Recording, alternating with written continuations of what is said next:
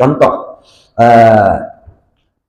bahasa wasyamsi wal qamar, wasyamsi wadduhaha wal qamari idza talaha. Wal qamari apa artinya Pak Aris? Bulan. Kemudian qamar itu adalah bendanya, perjalanannya itu namanya syahrun. Indonesia nggak punya, bendanya dinamakan bulan.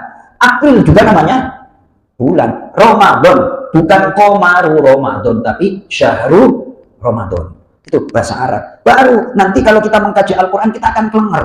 Kelengernya kenapa? Memang benar-benar nggak bisa dibantah. Habis semuanya.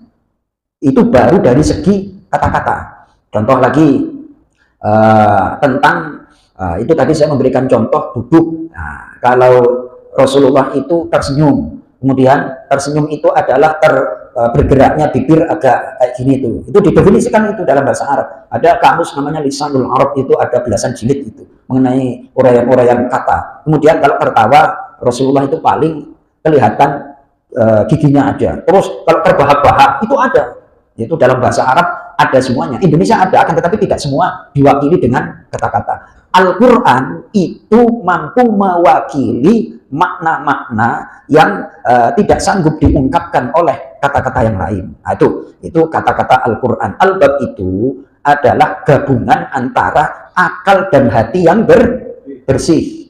Ngaji ba'da subuh kebanyakan terjaga apa tidur? Nah, ngaji ba'da maghrib kita nih pegang Quran apa enggak? Orang yang ngaji pegang Quran sama enggak pegang Quran lebih baik mana? Nah, tidak hanya dibuka, tapi dibunyikan. Dibunyikan sama enggak dibunyikan lebih baik mana? Dibunyikan. Nah terus, dikaji sama enggak dikaji lebih baik mana? Tuh. Kalau mempunyai akal dan hati yang pikiran, kira-kira ngaji ba'da maghrib saat ini perbandingan loh, bukan saya enggak Pak Aris.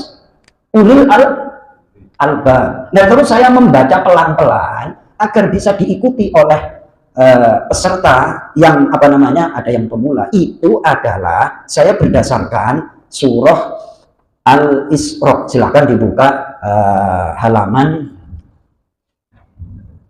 293 ayat 106, baris kedua dari atas, baris paling atas nomor 2. Baik, kita baca. Bismillahirrahmanirrahim. Wa Qur'anan faraqnahu litaqra'ahu 'alan nas 'ala mukthir wa nazzalnahu tanzila. Masuk.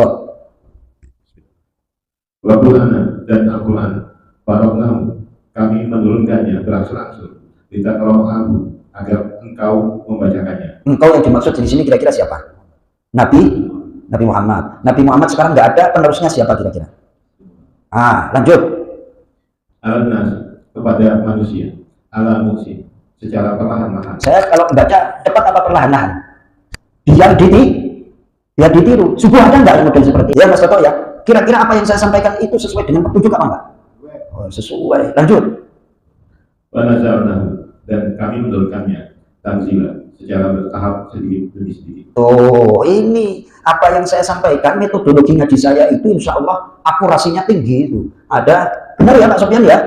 Nah, kalau ceramah di masjid lain banyak, padahal yang sebenarnya dibutuhkan itu adalah yang paling utama bimbingan membaca Al-Quran, kemudian sedikit demi sedikit dikaji maknanya. Kita nggak perlu lama-lama, antara ba'da maghrib sampai isya, nggak terlalu lama, nggak terlalu pendek, sedang. Ya, Mas Toto, ini metodologinya ini membaca Al-Quran itu satu akan mendatangkan sakinah, yang kedua adalah obat hati, semacam-macam lah itu tentang Al-Quran, sehingga ngaji yang seperti ini insya Allah ikhlas semuanya.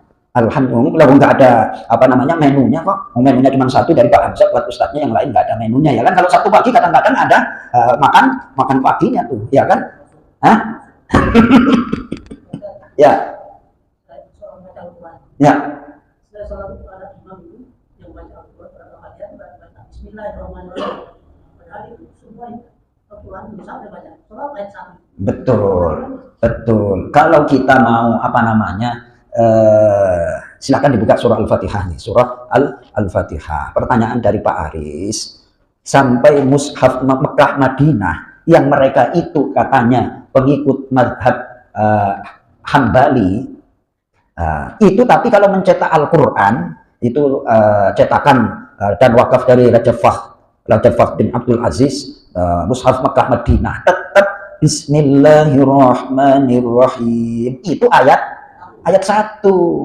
Lah kadang orang itu kan ingin mendapat pengakuan, Mas Toto. Inilah aku. Setelah belajar di Mekah Madinah, ya kan, pulang ke Indonesia. Di Indonesia itu rata-rata madhabnya atau versi qiraahnya itu adalah membaca bismillah. Tapi kan dia ingin tampil beda, benar? Kok nggak? Terus akhirnya kan bikin kan kayak gitu.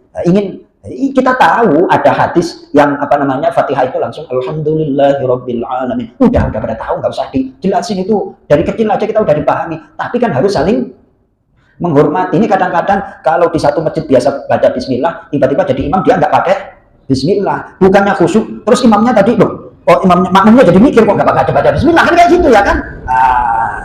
Kebijaksanaan itu penting. Bahkan itu dalam riwayat dijelaskan satu ketika Imam Ahmad berkunjung kepada Imam Syafi'i, terus diminta untuk menjadi imam. Terus akhirnya nggak kunut.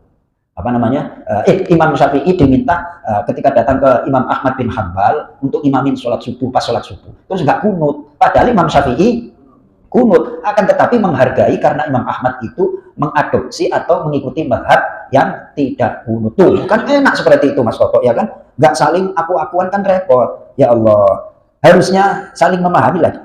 Muncul permasalahan dari mana, Pak Aris? Nyalah-nyalahin. Itu kalau untuk masalah sempurna atau tidaknya jangan saya yang ditanya, ya kan? Maksud itu masalah fikih itu. Masalah apa? Masalah fikih. Pintar mancingnya ini, Mas Toto. Mancingnya pintar. Saya nggak mau terpancing, nggak mau terjebak, ya kan? Enggak lah. Itu ada madhabnya dan kita akui. Jangan mengatakan kalau kita madhab Syafi'i, ya tentunya kita harus menyempurnakan dengan bismillah. Akan tetapi sholat berjamaah dalam pendapat Imam Hanafi itu adalah qiraatul imam, qiraatul makmum. Bacaan imam itu sudah nanggung bacaannya makmum. Terus ada pertanyaan, bagaimana kalau imam makmum itu nggak baca surah Al-Fatihah, Pak Ustadz? Ya nggak apa-apa. Tapi seandainya baca Fatihah juga nggak apa-apa. Gitu. Sampai-sampai orang berjamaah itu, kata para ulama, seandainya imamnya nggak sempurna, disempurnakan oleh makmumnya. Makmumnya nggak sempurna, disempurnakan oleh imamnya. Dua-duanya nggak sempurna, diterima gara-gara berjamaah. Nggak usah repot, nggak usah apa? Iya, itu mushaf yang di sini bismillah ditulis ayat pertama. Namun ada hadis sahih riwayat Imam Bukhari, Rasulullah mengajarkan silakan dibuka itu. Ini ada asbabun nuzulnya.